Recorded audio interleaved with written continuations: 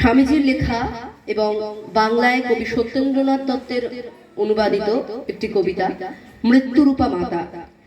ইংরেজিতে এই কবিতাটির নাম কালী দ্য মাদার। এই কবিতাটির একটি ইতিহাস আছে।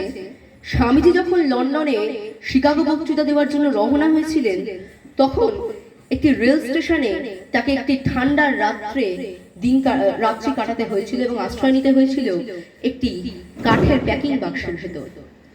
তখন চারদিকে এই এত প্রতিকূলতা এবং শিকাগো বক্তৃতায় যাওয়ার সে আবেদনপত্রটিও হারিয়ে ফেলায় স্বামীজির মনে হয় এই এত ঠান্ডার মধ্যে মরণ যেন তাকে তাকে তাকে আস্তে আস্তে গ্রাস করছে।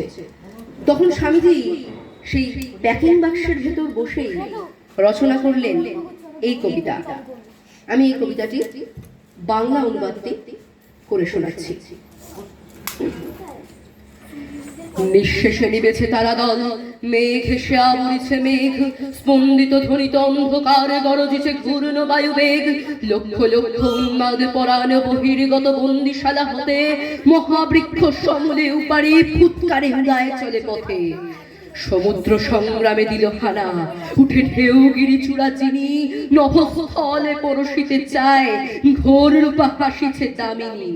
প্রকাশিছে দিকে দিকে তার মৃত্যুর কালিমা মাখা গায়ে, লক্ষ লক্ষ ছায়ার শরীর দুঃখ রাশি জগতে ছড়ায়। নাচে তারা উন্মাদ তাণ্ডবে, মৃত্যুরূপা মা আমার আয়।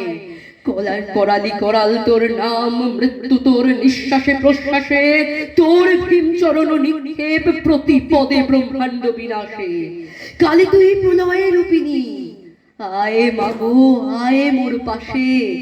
সাহসে যে দুঃখ দৈন্য চায়, মৃত্যুরে যে বাঁধে বাহু পাশে। কাল নৃত্য করে উপভোগ, মাতৃরূপা তারই কাছে আসে।